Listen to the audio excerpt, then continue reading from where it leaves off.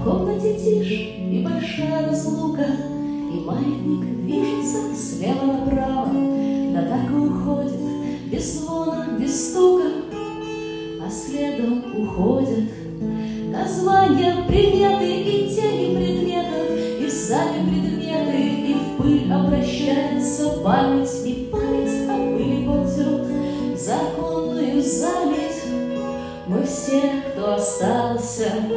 мы время встречаем вечерним черешневым медленным чаем, а ты, погруженный в глубокое детство, балбес переросток, в опасном соседстве, как крайне растешь, с неуютной вселенной ты не спишь, и неплотный миром или победы сочится сквозь стены и фотообои,